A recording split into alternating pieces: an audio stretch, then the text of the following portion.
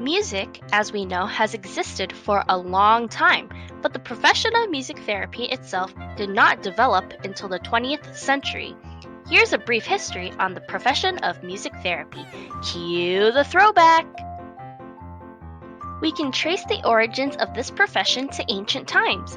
In ancient Greece, Nearchus believed that music could be used as an antidote for viper and scorpion bites, while Theophrastus believed music could help relieve epilepsy. In ancient Rome, Aulus thought similarly that music could alleviate gout pain. Now let's fast forward to the 1600s. There were 3 physicians who suggested music could treat melancholy. If we zoom past another 100 years, Louis Roger wrote a book called A Treatise on the Effects of Music on the Human Body. Approximately 40 years later, we have the earliest written anonymous article referring to music therapy in Columbian Magazine. The article had implications for music as a therapeutic agent and that it needed to be done by a trained practitioner. Later, Edwin Attlee expanded on these thoughts in his doctoral thesis. From then, in the next 100 years, we see a number of articles written in various medical journals about music therapy. Some talked about music and healthcare with a scientific lens, while others supported music as a means to regulate emotions through anecdotal evidence.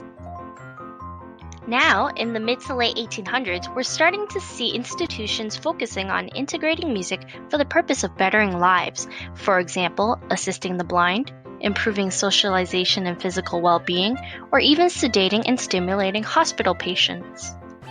Shortly after, there were 3 prominent practitioners who helped establish the profession of music therapy. Likewise to the ancient Greeks, they all had ideas on how health could be facilitated through music. Even though the works of early clinicians helped push for music therapy, World War II is widely acknowledged as the beginning of the profession. The U.S. Army provided music programs to support wounded members, and eventually the programs changed as they systematically implemented and evaluated the efficacy of music. Despite the positive outcomes, they were careful not to call it music therapy until a few years later when a study provided scientific evidence supporting the program. Following the success of the Army's program in 1950, the National Association for Music Therapy formed, and in 1956, they established the title of Registered Music Therapist. In Britain, Juliet Alvin was the driving force in developing music therapy and founded the Society for Music Therapy and Remedial Music Therapy. The 50s was when music therapy developed in Europe. More institutions began to form in different countries, and the profession eventually spread to Central and South America.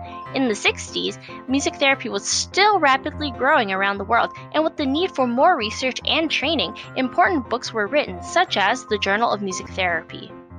In Canadian history, 1974 was when the Canadian Association for Music Therapy formed. A training program opened in 1976, and the Canadian Journal of Music Therapy was created. By the late 70s and well into the 80s, the number of music therapy programs and associations around the world have grown substantially. By the 1990s, the profession of music therapy has been established around the world. With the profession so diverse in clientele and the way we practice, associations are now focusing on advocacy, licensing, regulations, job creation, and research. So what's the future with music therapy? With the ever-changing world that we live in, the profession will continue to adapt and change according to the needs of society. Thanks for watching! Want to know more about how the profession of music therapy happened? Subscribe to the OMTA for more. Bye!